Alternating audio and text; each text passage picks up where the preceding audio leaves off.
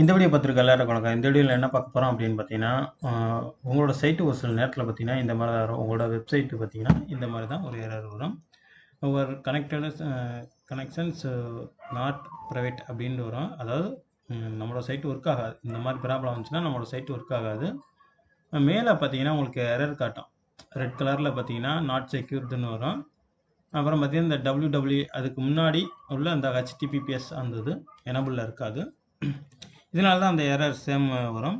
ஒரு சிலருக்கு வேறு மாதிரி ஒரு எரர் வரையில் பார்த்தீங்கன்னா அதுக்கு வந்து அவங்க வந்து மொபைலோட அவங்க என்ன இது ப்ரௌசர் வச்சுருக்காங்களோ, ப்ரௌசராக இருக்கட்டும் இல்லாட்டி மொபைலாக இருக்கட்டும், இந்த மாதிரி ப்ராப்ளம் வந்துச்சுன்னா இந்த பிரச்சனை இல்லை. இந்த பிரச்சனைக்கு நம்ம தீர்வு வேறு மாதிரி போய் பார்க்கணும். பெரும்பாதி இந்த மாதிரி பிரச்சனை இதுக்கு வேறு மாதிரி பிரச்சனை வந்துச்சு அப்படின்னா நீங்கள் மொபைலில் இருக்கட்டும் இல்லாட்டி டெஸ்க்டாப்பாக இருந்தாலும் சரி, ஒன் டைம் சுவிட்ச் ஆஃப் பண்ணி சுவிட்ச் ஆன் பண்ணுங்கள், சரியாக போகும். ஆனால் இந்த எரர் வந்து பார்த்தீங்கன்னா இது சைட்டு இந்த மாதிரி வந்தால் மட்டும்தான் நம்ம அந்த மாதிரி பண்ணணும். ஆனால் இங்கே மேலேயும் பார்த்தீங்கன்னா உங்களுக்கு எரர்ஸ் வருது. இங்கே தான் நீங்கள் பார்க்கணும், நாட் செக்யூர்னு வருது.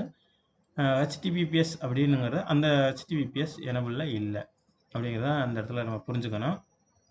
இந்த மாதிரி வந்த உடனே டக்குன்னு நம்மளோட வெப்சைட்டை ஹேக் பண்ணிட்டாங்க அப்படி இப்படின்னு நிறைய பேர் ஒரு பரவலாக கேட்டிருக்காங்க.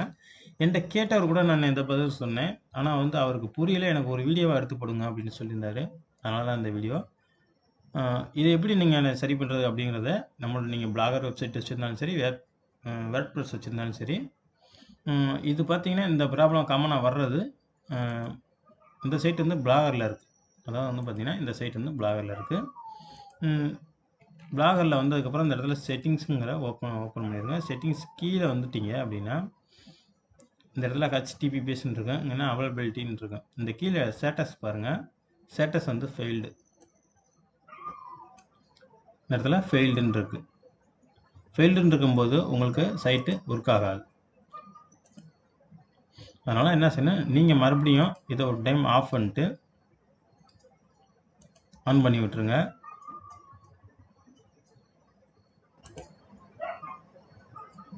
ஆன் பண்ணி விட்டு நீங்கள் ஒரு கிட்டத்தட்ட ஸ்டேட்டஸ் பெண்டிங்னு வருது.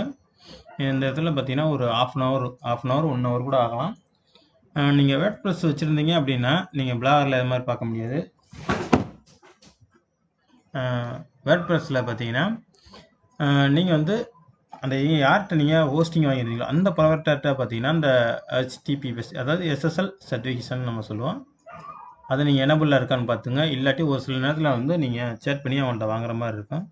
SSL ஆக்டிவேட் இல்லை அப்படின்னா இந்த மாதிரி தான் உங்களுக்கு யாராவது வரும். சிம்பிளாக சொல்லப்போனால் இது SSL தான். இது வந்து பார்த்தீங்கன்னா நம்ம சைட்டு செக்யூராக இருக்குதுங்கிறது தான் இந்த SSL, அதாவது HTTPS அப்படிங்கிறது.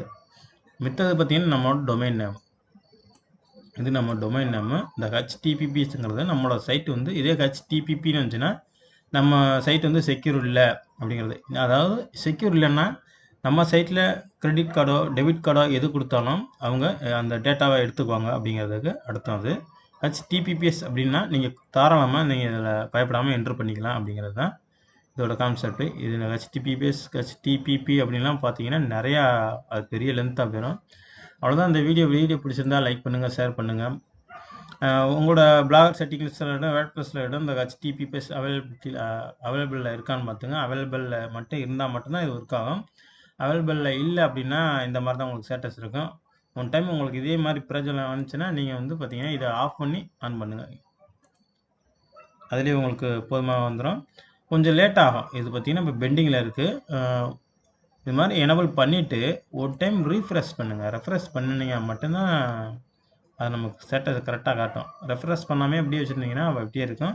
இது பார்த்தீங்கன்னா எனக்கு ஒரு 30 நிமிஷத்துக்குள்ளே சரியாக போயிடும். உங்களுக்கு மாதிரி சேம் ப்ராப்ளம் இருந்துச்சு அப்படின்னா பண்ணுங்கள். இதுவே நம்ம பார்த்தீங்கன்னா நம்மளோட சப்ஸ்கிரைபரோட சைட்டு தான் இது. அவருக்கு நான் டீட்டெயிலாக ஸ்க்ரீன்ஷாட்டில் மார்க் பண்ணிவிட்டேன். எனக்கு இருந்தாலும் தெரியலன்னு அவர் கேட்டிருந்தார். அதனால தான் இந்த வீடியோ பிடிச்சிருந்தால் லைக் பண்ணுங்கள், ஷேர் பண்ணுங்கள். நம்ம சேனலை சப்ஸ்கிரைப் தான் ஃபஸ்ட் டைம் பார்க்குறீங்க அப்படின்னா சப்ஸ்கிரைப் பண்ணிக்கோங்க. தேங்க்யூ ஃபார் வாட்சிங்.